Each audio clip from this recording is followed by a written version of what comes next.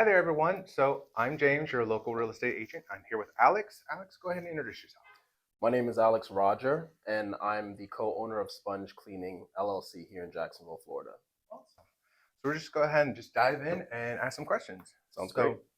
So tell us a little bit about your background and how you got started in the cleaning service. Yep. I actually started out roughly 2020, 2021 with a wholesaling company called Main and Edge Investment Group. My partner, Corey Perry, owns Jacksonville Junk Hauling, and we kind of were running into a similar issue where clients were asking if we offered cleaning services. So Makes sense. we put our heads together and decided to create a cleaning company, and we've been doing fairly well ever since. Awesome. Very cool. So what kind of inspired you to start your own business? And then, I mean, you did mention that it kind of fit that need, but cleaning industry, any other industry, what guided you towards that? Yeah, so oddly enough, both of us are kind of neat freaks. Corey has a military background. I actually was raised in a military family, or rather, a family that had some members who were heavy military. So cleanliness, neatness has always been one of those things for me, and I'm sure for Corey as well. I've always been a little OCD myself. Shoes are lined up, Right. suits are lined up, that sort of thing. So this came naturally to me, and honestly, it feels great when someone walks into their home and it's clean, and you can tell that they're pleased with that. Awesome. Absolutely. Yeah. It's one of those that's the whole I read an article, but that's the whole reason that Febreze actually was invented. It wasn't so much to mask the smell, but it was like once you're clean, you spray it off. It just has that whole just array of just That everything's nice. That finish, exactly. That whole finish. That's the whole that was the I read a whole article about like their sellings and whatnot. And that's totally relatable. So you're a fairly small business, and so how do you differentiate yourself from larger companies, and do you provide services for your residential and your clients? Because I did see on your website that you do both. Yep. So what I would say is we try to offer a more personalized service for our customers. We're not really looking to compete with bigger companies. What we're looking to do is serve as many people as we can, as best as we can. So we probably take a few more specific types of requests, as far as maybe not cleaning a home and just cleaning a particular room, using certain kind of products. Um, Making sure we're aware that if there's a cat or a dog or any kind of pet on the premises, that we address any dander that's left behind, things like that. You'd be surprised how many people actually have special requests when it comes to cleaning, or maybe not, but Right. Okay. it's fairly interesting. And I would say that's for the most part how we target, or how we address uh, that the difference between a smaller company like ours and a bigger company. But I think it's also customer service. I think in any business, it's going to ball when it comes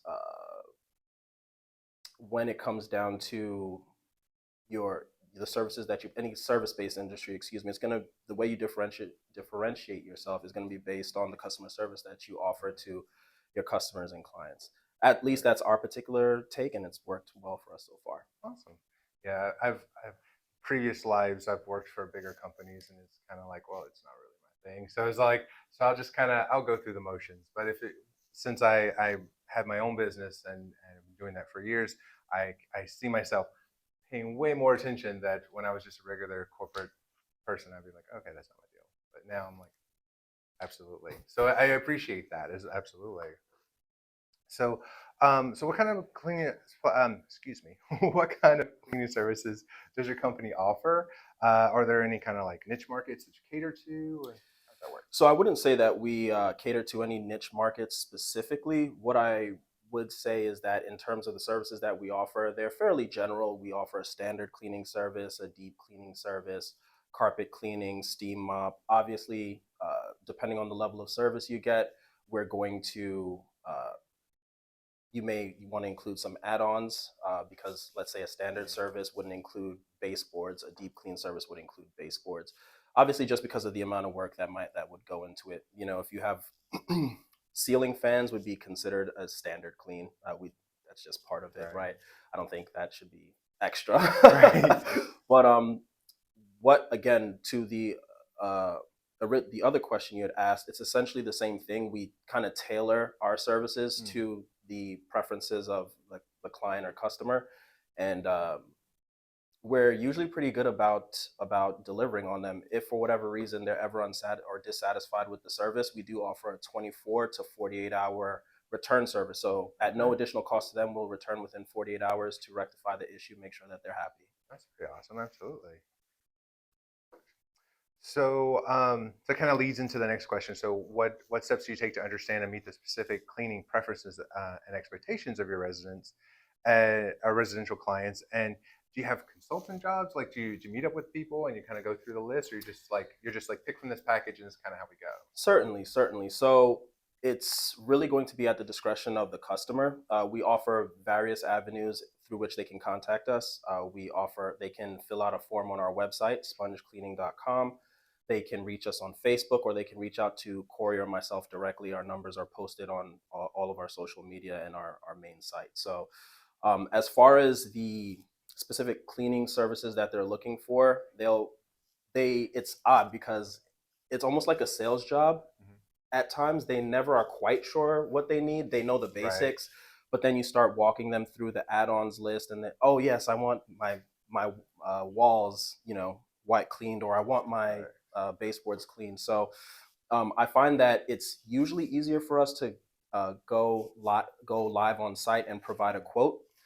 However, for various reasons, whether it's work, convenience, just in general, most customers choose to go through a online source, social media, or our main website. That's absolutely. And so, are there advancements in the technique or the cleaning techniques and products, and how do you stay up to date with some of those latest cleaning techniques and equipments? And is there industry trends? And like, there's a whole bunch of like this is I know it's a long question, but I was like, I don't really know. I mean, I clean my regular house, of course. But I was like, but I would do it professionally. I would not be hired at all professionally. So I'm like, what all goes into that?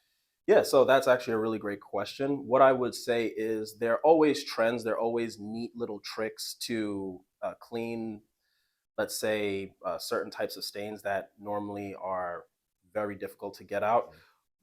But what I would say is that we rarely come across those. There's rarely ever really a need to change anything technique wise. Now, as far as the uh, supplies that we use, of course, we're always growing, we're always learning. So we've learned that we can't use microfiber on windows or mirrors because they leave lint or streaks. We've actually had to buy specific cloths for that purpose. And up until that point, we were resorting to bounty paper towels because they don't leave a streak. Right. So little things like that you pick up along the way. But I would say overall, it's more of a, depending again on your customer base and what they're looking for, it's more of a learn as you go.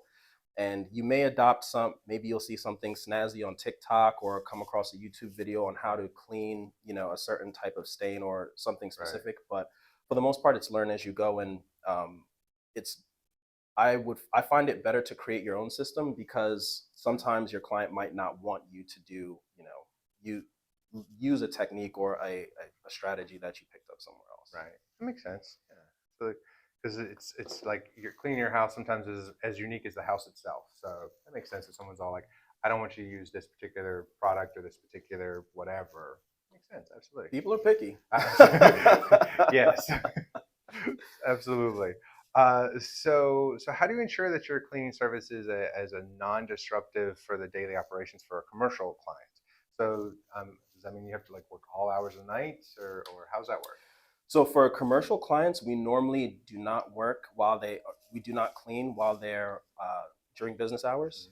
And on the rare occasion that's necessary, I would say that most of our cleaning practices are fairly unobtrusive. So unless we're looking to vacuum or they're wanting their carpet cleaned or something like that, that would cause at least a noise disruptance, we don't really run into that issue. But of course, it's just common courtesy. We would notify them, let them know, hey, if you're on the phones or something like that, it's about time for us to address this service. Will be done as quickly and as efficiently as possible. All right. So, how do you address specific cleaning challenges? I'm sure since you work commercially, as just in general, you've seen some messes. Uh, believe it or not, we've actually run across a lot more messes in the residential on the Okay. residential side. Yep. Um, what I would say is, it's cleaning. It's fairly straightforward. I used to be many moons ago. I was a CNA, so very few Oh, things okay. disgust me. Right. However, I will say that at times you do have to have a bit of a stomach on you, but there, ain't nothing to it but to do it. You just kind of have to bear through it and get it Right. done. There's no special way to clean, waste, let's say, or something like that. Whether it's from a human being or an animal, you just got to get down there, get it out, and make sure that you leave the spot a little better than you found it. And so, having worked with some of the harsh chemicals, how do you address any concerns or complaints? Kind of touched on this a little bit earlier, as far as like with residents and commercial clients, if there's something that like damages. I know that you said that some people are like, don't use this particular whatever, but how do you in general work with that? Sure. So we actually, believe it or not, have yet to receive a complaint from the That's products awesome. that we use. We prefer method products. They're plant-based products. They're not all natural or organic, but they are a better alternative to some of the heavier products, say a Pine Sol or Lysol, things of that nature. They're definitely gentler. Excuse me. They have a better smell, and they still get the job done. So we actually haven't run into any complaints about the chemicals that we use. On rare occasion, we might have to use a bleach cleaner on the bathrooms, but those are usually for a vacant, Mhm. so uninhabited residential property that's been sitting for Right. a while, which requires that kind of the harshness of those of chemicals like that. But for the most part, we haven't encountered any issues with that, either on the staff side with our employees working with those chemicals, or on the customer side with us using those chemicals because we just don't. Right. All right. Awesome. And so, have you come across where you have to handle or dispose of like any hazardous materials, waste generated through the cleaning process? So aside from pet waste, Mhm. no. Okay. And we dispose of that just as you would, and if you're had a doggy bag, picking up Right. after your Right. dog, Right. or getting, emptying the litter box. So nothing. Thankfully, fingers crossed, Right. don't jinx me. Thankfully, nothing too atrocious yet. But I have yet to be surprised. We'll Right. see. It's always always a surprise. So, can you share any future plans or expansions goals that you have for your company? Yeah. So Corey and I are very happy with the progress that we've made in the company so far. It was a lot easier to grow this company than our two individual companies, just because we made a lot of mistakes with our on our own. And so when we came together, we actually really Right. complement each other really well. I'm the analytical one. Corey's the okay. Let's jump off the cliff, and we'll build a plane on the way down Right. Okay. kind of Okay. attitude. So we kind of have a great little tug of war going on. What I would say is that we've discussed potentially expanding into other counties, possibly other cities. But scaling, obviously, there's the issue of scaling. Scaling, you need a team, you need a building from which to operate from, and things of that nature. We've discussed potentially franchising, but that's going to be way far down the line. We probably wouldn't make any moves to expand for at least another 2 to 3 years, until we are seeing the numbers that we want, the revenue that we want. We're getting the responses that we want from our client base, and so on and so forth. But it's definitely on the table. Just we're just kind of focused on the now for the moment, and making sure that we serve Jacksonville as best we can. Awesome. Okay. Cool. So, so this is a local service. I have the video here. So, one question I love to ask everyone is, what is one of your favorite local places for a great meal? Ooh, Right? too many, too Yeah. many. My favorite place. I'm a New Yorker. I love a good steak, and I love atmosphere. So I'd have to say my favorite place to eat in Jacksonville is Morton Steakhouse. Oh, okay. All right. Yeah, at the bottom of the Hyatt downtown, can't beat it. Right. Their Cajun ribeye. Cajun ribeye. Okay. I will write that one down. Absolutely.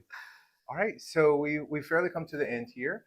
Where can everyone find you? What's your website, your social media, office location, service area that you do? Yeah, so you can actually find us at 586 Edgewood Avenue in Murray Hill, Suite 1. You can also find us on Facebook at spongecleaning.com, and our website is spongecleaning.com. Awesome. All right, and I'll make sure that I add those to the show notes. But other than that, it's been a great chat with you. I hope you have a great day. Thank you, you as well. Bye. Take care.